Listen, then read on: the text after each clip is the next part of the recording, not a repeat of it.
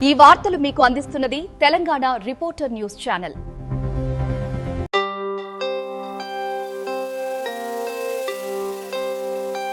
ఈ వార్తలు మీకు అందిస్తున్నది తెలంగాణ రిపోర్టర్ న్యూస్ ఛానల్.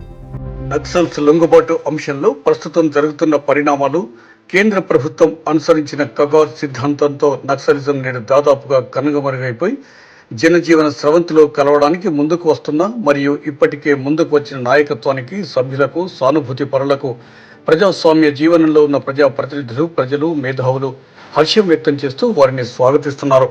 అయితే గతాన్ని ఒకసారి మనం తలుచుకుంటే ప్రజాస్వామ్యబద్ధంగా పాలన సాగిస్తున్న రాజ్యంలో నక్సలిజం మూలంగా గ్రామాల అభివృద్ధి కుంటుపడిందన్న విమర్శలను ఎదుర్కొంటూనే పెత్తందారులపై పోరాటం చేసి పేదలకు భూమి హక్కులు కల్పించాలన్న లక్ష్యంతో ముందుకు వెళ్లిన నక్సల్స్ దుశ్చర్యల మూలంగా ఎందరో ప్రజాప్రతినిధులు, ప్రజలతో మమేకమైన వారెందరో నక్సల్స్ తూటాలకు బలయ్యారు.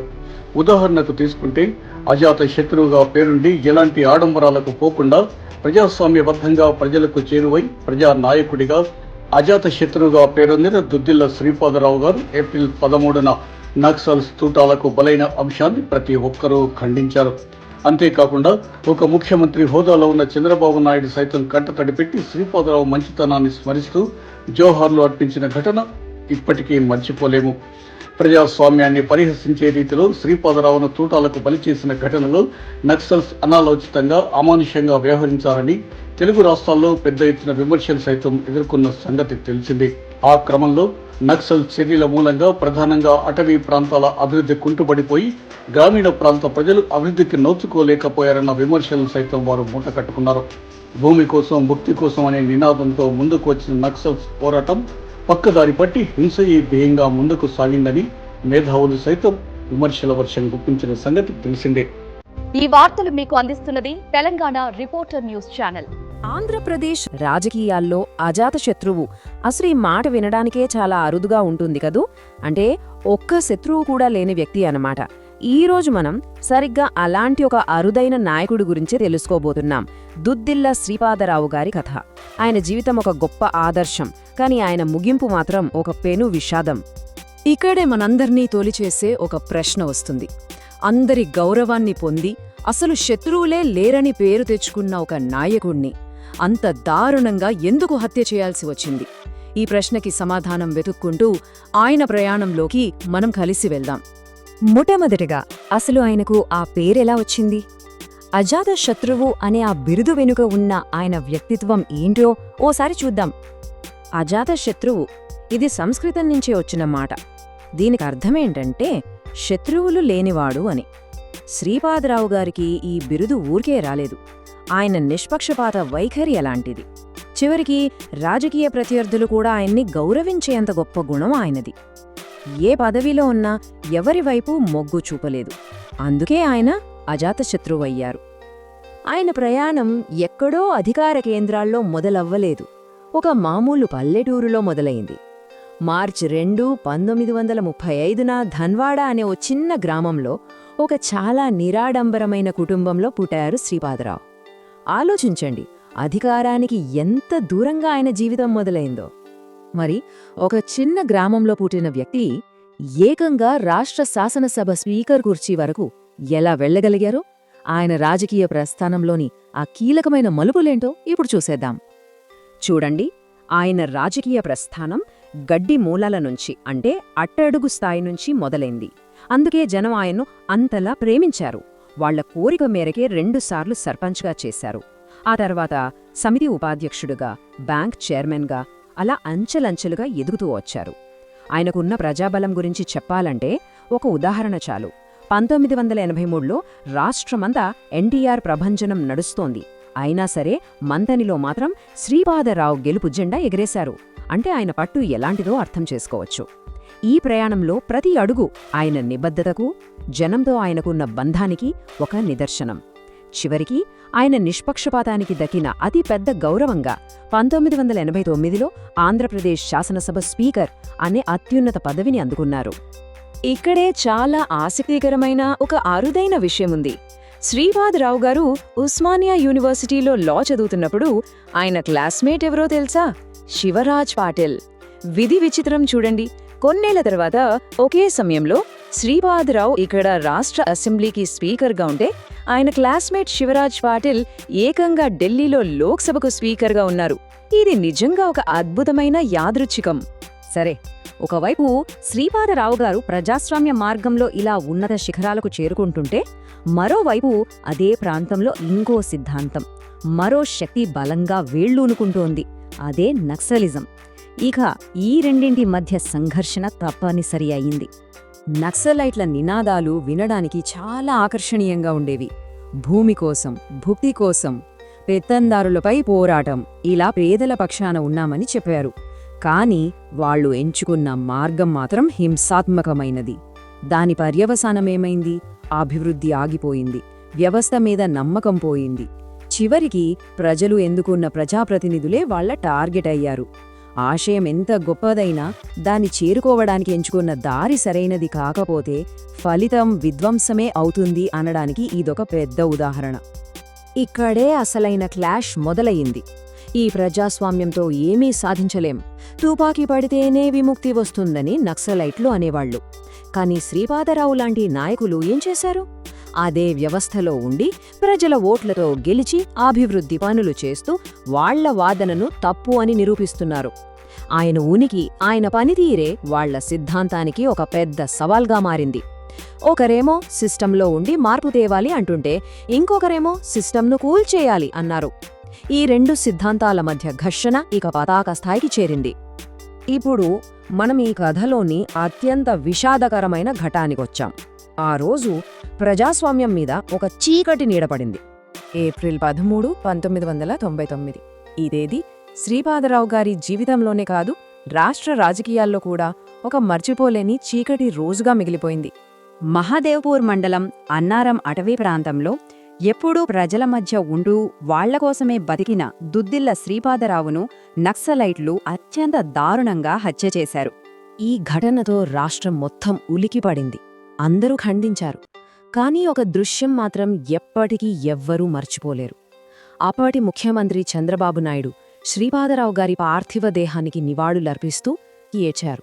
ఒక ముఖ్యమంత్రి ఒక నాయకుడి మంచితనాన్ని తలుచుకొని అలా బహిరంగంగా కంటదడి పెట్టడం, ఆ ఒక దృశ్యం చాలు శ్రీపాదరావు గారు ఎలాంటి గొప్ప వ్యక్తియో చెప్పడానికి.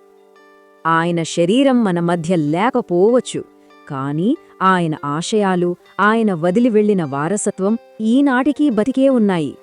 ఆయన మరణం ఒక ముగింపు కాదు, అది ఒక కొత్త అధ్యాయానికి నాంది పలికింది. శ్రీపాదరావు గారు మంథని ప్రాంతానికి చేసిన అభివృద్ధి పనులు, స్పీకర్గా ఆయన చూపిన నిష్పక్షపాత వైఖరి, ఇవన్నీ ఆయన్ని హుందా రాజకీయాలకొక చిహ్నంగా నిలబెట్టాయి. అంతేకాదు, ఆయన రాజకీయ వారసత్వాన్ని ఆయన కుమారుడు శ్రీధర్బాబు, వారి కుటుంబం ఇప్పటికీ కొనసాగిస్తూనే ఉంది. అన్నిటికన్నా ముఖ్యంగా రాజకీయ హింస చెల్లించాల్సిన మూల్యం ఎంత దారుణంగా ఉంటుందో ఆయన జీవితం మనకు నిరంతరం గుర్తు చేస్తూనే ఉంటుంది. అవును, ఆయన మరణం ఒక ఫుల్ స్టాప్ కాదు, అది ఒక కొత్త చాప్టర్ని మొదలుపెట్టింది. అజాత శత్రువుగా ఆయన సాధించిన కీర్తిని, ప్రజల గుండెల్లో సంపాదించుకున్న స్థానాన్ని ఆ హత్య ఏమీ చేయలేకపోయింది. పైగా ఆయన ఆశయాలను ముందుకు తీసుకెళ్లడానికి మరింత స్ఫూర్తినిచ్చింది. చివరిగా ఒక ప్రశ్నతో ముగిద్దాం. శ్రీపాదరావు గారి కథ మన ముందు ఒక చాలా లోతైన ప్రశ్నను ఉంచుతుంది. హింస అనేది ఒక నాయకుడిని భౌతికంగా అంతం చెయ్యొచ్చు, సరే, కానీ ఆ నాయకుడు వదిలి వెళ్లిన ఆశయాలు ఆ హింసపై శాశ్వత విజయాన్ని సాధించగలవా? ఈ విషయంపై ఆలోచించాల్సిన అవసరం మనందరికీ ఉంది.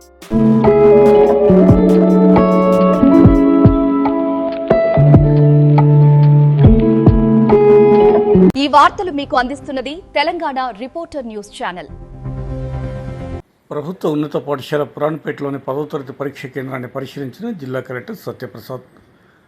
10వ తరగతి వార్షిక పరీక్షల సందర్భంగా సోమవారం చివరి పరీక్ష నేపథ్యంలో ఉదయం 11:30 గంటల ప్రాంతంలో పురాణపేట ప్రభుత్వ ఉన్నత పాఠశాలలో నిర్వహిస్తున్న పరీక్షా కేంద్రాన్ని జిల్లా కలెక్టర్ సత్యప్రసాద్ అధికారులతో కలిసి వెళ్లి పరిశీలించారు.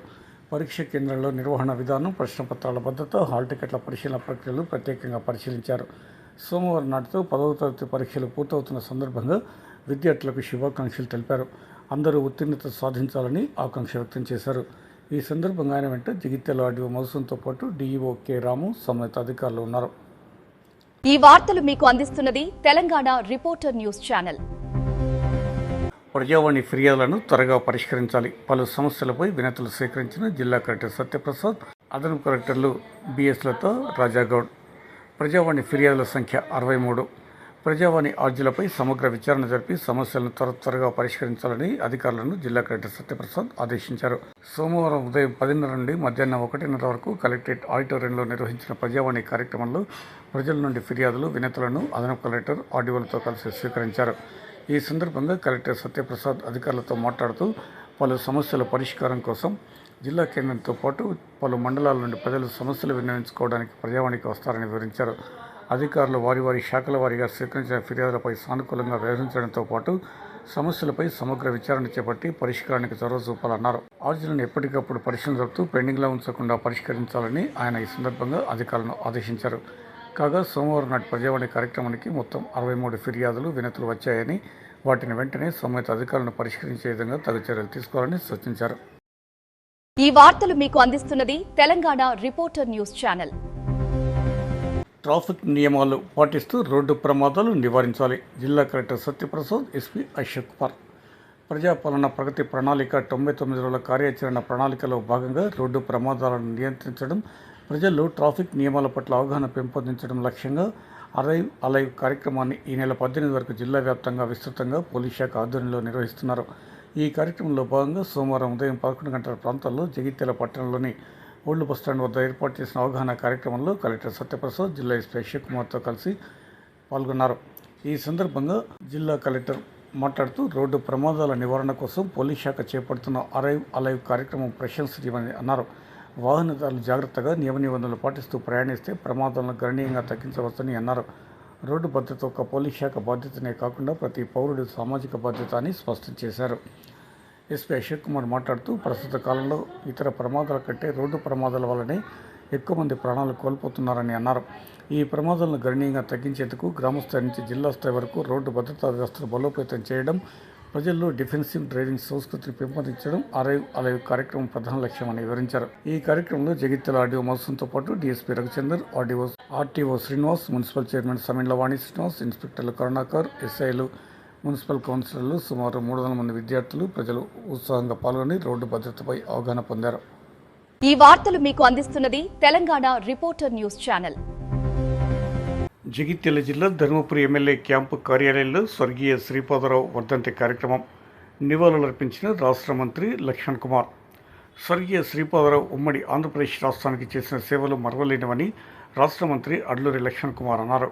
స్వర్గీయ శ్రీపాదరావు 27వ వర్ధంతి సందర్భంగా జగిత్యాల జిల్లా ధర్మపురి ఎమ్మెల్యే క్యాంపు కార్యాలయంలో ఆయన చిత్రపటానికి పూలమాల వేసి మంత్రి లక్ష్మణ్ కుమార్తో పాటు పలువురు కాంగ్రెస్ పార్టీ నాయకులు, కార్యకర్తలు నివాళులర్పించారు. ఈ సందర్భంగా లక్ష్మణ్ కుమార్ మాట్లాడుతూ ఉమ్మడి ఆంధ్రప్రదేశ్ రాష్ట్ర శాసనసభ స్పీకర్గా పనిచేసి స్పీకర్ పదవికే వన్నె తెచ్చిన గొప్ప నేత శ్రీపాదరావు అని అన్నారు.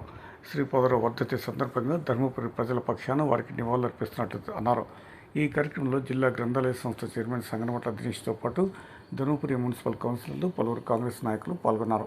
స్వర్గీయ శ్రీపాదరావు గారి యొక్క వర్ధంతి సందర్భంగా ధర్మపురి మండల కాంగ్రెస్ పార్టీ ఆధ్వర్యంలో ఈ ఉమ్మడి రాష్ట్రానికి స్పీకర్గా పనిచేసి ఆంధ్ర రాష్ట్రంలో పేద వర్గానికి, బడుగు వర్గాలకు, దళిత వర్గానికి మేలు చేసినటువంటి మహనీయుడు. వారు ఒక ధన్వాడ సర్పంచ్ నుంచి వారి యొక్క రాజకీయ ప్రస్తావన మొదలైన సందర్భంలో సమితి ప్రెసిడెంట్గా ఒక మారుమూల మంత్రి ప్రాంతానికి పలు పర్యాయాలు శాసనసభ్యుడిగా గెలుపొంది ఉమ్మడి ఆంధ్ర రాష్ట్రంలో స్పీకర్గా పనిచేసినటువంటి మహనీయుడు. ఆ ఒక స్పీకర్ యొక్క పదవికి వన్నె తెచ్చినటువంటి మహనీయుడు. అజాత శత్రువుగా ఎవరి మనసు నొప్పించక చిన్నవాళ్ళైనా పెద్దవాళ్ళైనా ఏ వర్గమైనా చూడకుండా ఎవరి కష్టం వచ్చినా నిన్న అనే విధంగా ఈ జిల్లాలో ఏ ప్రాంతం నుంచి ఎవరు వెళ్ళినా కూడా నవ్వుతూ వాళ్ళని పలకరించి వారి కష్ట సుఖాల్లో పాల్పంచుకున్నటువంటి మహనీయుడు వారు. ఈరోజు వారు చేసినట్టు సేవలు ఈ రాష్ట్రంలో స్పీకర్గా కానీ, శాసనసభ్యుడిగా కానీ, సమితి ప్రెసిడెంట్గా కానీ, మంత్రి ప్రాంతానికి కానీ, ఉమ్మడి కరీంనగర్ జిల్లా కానీ, ఆంధ్ర రాష్ట్రానికి కానీ వారు చేసిన సేవలు మరవలేని విషయాన్ని కూడా గుర్తుకు తెచ్చుకుంటూ ఆ మహనీయుడి యొక్క వర్ధంతి మా ధర్మపురి నియోజకవర్గ కాంగ్రెస్ పార్టీ కుటుంబ సభ్యులు, మండల కాంగ్రెస్ పార్టీ ఆధ్వర్యంలో ఘనంగా నివాళులు అర్పించుకుంటూ తండ్రికి తగ్గ తనయుడిగా శ్రీధర్ బాబు గారు కూడా మరి గొప్పగా ఈ రాష్ట్రంలో రాణించిన సందర్భం. వారి నాయకత్వంలో ఈ జిల్లాకు సంబంధించిన మంత్రిగా సహచర మంత్రిగా నిజంగా మాకు సంతోషం. ఎందుకంటే ఒక గొప్ప తండ్రి శ్రీపాదరావు గారు, వారి తనయుడు శ్రీధర్ బాబు గారు. మరి ఈరోజు వారు మన మధ్య లేకపోయినప్పటికీ వారు చేసిన మంచిని, వారు చేసిన సేవలను మరవలేదు అనే విషయాన్ని మరొకసారి గుర్తు తెచ్చుకుంటూ శ్రీపాదరావు గారికి మనస్ఫూర్తిగా ఈ వర్ధంతి సందర్భంగా ఈరోజు ధర్మపురి కాంగ్రెస్ పక్షం ఘనంగా నివాళులు అర్పిస్తుంది. ఈ వార్తలు మీకు అందిస్తున్నది Telangana reporter news channel. Jagtial రాజకీయ ఉద్యమ ప్రభావం రాష్ట్ర వ్యాప్తంగా ఉండేలా బహిరంగ సభ నిర్వహిస్తాం. మాజీ మంత్రి జీవన్ రెడ్డి. జగిత్యాల రూరల్, అర్బన్ మండలాల నాయకులు, ప్రజాప్రతినిధులు, మాజీ ప్రజాప్రతినిధులు, కార్యకర్తలు మాజీ మంత్రి జీవన్ రెడ్డి అధ్యక్షతన సోమవారం మధ్యాహ్నం 3:30 గంటల ప్రాంతంలో జిల్లా కేంద్రంలోని ఆయన నివాస గృహం ఆవరణలో ఈ నెల 20న నిర్వహించే కేసీఆర్ బహిరంగ సభ కోసం సన్నాహక సమావేశం నిర్వహించారు. గ్రామాల నుండి బహిరంగ సభకు వేలాది మందిని తరలించి బహిరంగ సభను విజయవంతం చేయాలని ఈ సందర్భంగా నిర్ణయించారు. 4 దశాబ్దాల పాటు పార్టీ బలోపేతం కోసం ఒకే కుటుంబంలా పనిచేశామని అన్నారు. రాష్ట్ర స్థాయిలో కాంగ్రెస్ పాలనకు ప్రజలు విసిగిపోయి కేసీఆర్ పాలన బాగుండే అనే చర్చ వచ్చిందని అన్నారు. రేవంత్ రెడ్డి పోవాలి, కేసీఆర్ రావాలనే నినాదం ప్రజల నుండి వచ్చిందని, అది నేనంటున్నది కాదని స్పష్టం చేశారు. ఇంకా ఆయన మాట్లాడుతూ, దేశంలో బీజేపీ పార్టీ కూడా ఉన్నది, మరి వాళ్ళు కూడా మీకు తగిన ప్రాధాన్యత గౌరవం ఇస్తా అని చెప్పన్నారు. మరి బీఆర్ఎస్ మీరు ఎందుకు ఎత్తుకున్నారని చెప్పండి, వాస్తవం కూడా చెప్పంటు నేను చెప్పాను. బీజేపీ డెఫినెట్లీ జాతీయ స్థాయిలో గుర్తింపు పొందిన రాజకీయ పార్టీ, దానిపై భిన్నాభిప్రాయం లేదు. కానీ రాష్ట్రంలో ప్రస్తుత పరిస్థితి ఏముంది? ఇక్కడ ప్రస్తుత పాలనలో ఉన్న రేవంత్ రెడ్డికి గతంలో 10 సంవత్సరాలు పాలించినట్టు ఒక బీఆర్ఎస్ పార్టీ కేసీఆర్ మధ్య ఏదైతుందో బేరేజ్ వేసుకుంటుంది.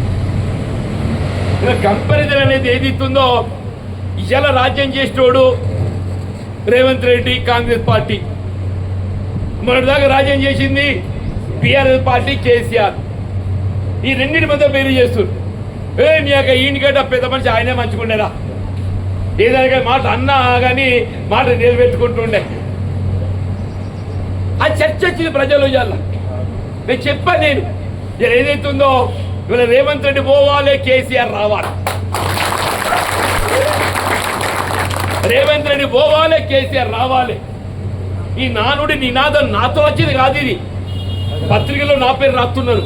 ఎవరైనా ఆయన నేను ఉట్టింది కాదు, ప్రజల నోట్లకి వెళ్ళొస్తుంది. ఇది ప్రజల నోట్లకి వెళ్ళొస్తుందని చెప్పంటున్నా. నేను నిన్న మంగేల దూర ప్రాంతం పోయినా, అక్కడ కమ్మునూరు మాకు మిత్రుడు సహచరుడు ఏది ఇస్తుందో, మీరు ఏమనుకోకుంటే నేను ప్రచారాన్ని పోయి సర్పంచం గెలిపించింది. ఆయన కూడా ప్రచారాన్ని వేయండి గెలిచి సర్పంచే. మరి పాప భయానికి అని ఇప్పుడు సర్పంచ్ ఇదనే ఎలక్టెడ్ పోస్ట్, ప్రజలకి ఎన్నుకోబడ్డాడు ఒక పదవి అని చెప్పంటున్నాను. ఇది నామినేటెడ్ పోస్ట్ కాదు ఇది. మరి ఎమ్మెల్యేతో పోకుంటే మనం నవ్వుకుంటూ పూతూ పాపం వాడు భయానికి ఏది ఇస్తున్నదో ఎమ్మెల్యే దిక్కు మొక్కిడు అడిపోయినా. ఆ ఊళ్ళో ఏది ఇస్తుందో అంతా రైతు వర్గం, కాపు వర్గం, ఆనికి చేసిన చీలాపులు వాళ్ళు వీళ్ళు అందరు కలిసి నేను పీకినాడు ఒక్కడ పోతే మీకు ఎందుకు భయం సార్, మేము అందరం లేవా? నేను మొత్తం మంది మీతో అర్థం కమ్మునూరులోనే అంటున్నా. కమ్మునూరులో చెప్పిన ప్రాబ్లం చెప్తున్నాను. అరే ప్రజలు ఏది ఇస్తుందో అదే నేను అడుగుతున్నానే. రాజేంద్ర రెడ్డి గారు గతంలో సర్పంచ్ చేసిండ, ఇవాళ సర్పంచ్ చేస్తున్నాడు. గతంలో ఆయన పాలక పక్షం ప్రతిపక్షం ఏం చేసింది? ఆయన కదిలిచ్చిందా? డెఫినెట్గా ఎమ్మెల్యే అంటే కొంత ఉంటుంది ప్రభుత్వం కాబట్టి, కొంత ఏదైతుందో ఆసరా ఉంటుంది, బిల్కులు ఉండదని చెప్తే కూడా తప్పు అని చెప్పండి. కానీ సర్పంచ్ అనేవాడు గ్రామానికి అధిపతి, ప్రజలకి ఎంపిక కాబట్టేటువంటి యొక్క ప్రతినిధి సర్పంచ్. ఇది నామినేటెడ్ పోస్ట్ కాదు. సర్పంచ్ తొలగించరు కాదు, ఇక్కడ 3 పదం వాడద్దు కానీ చెప్పంటున్నా. వాడు ఏమిగా ఏలేడు అంటున్నాడు, ఏమి ఏలేడు అంటున్నాను. ఇలా గ్రామ పంచాయతీ నిధులు ఎక్కడికి వెళ్తున్నాయి? 15th ఫైనాన్స్, 15th ఫైనాన్స్ కాక రాష్ట్రానికి ₹1 ఇచ్చినారే.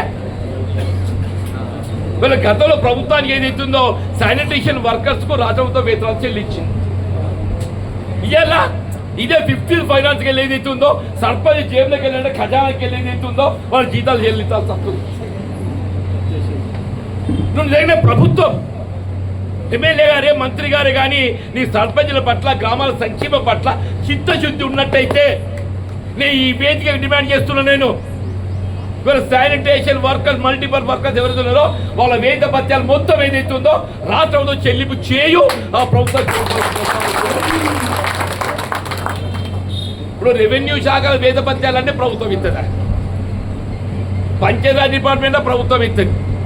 ఈ వార్తలు మీకు అందిస్తున్నది తెలంగాణ రిపోర్టర్ న్యూస్ ఛానల్.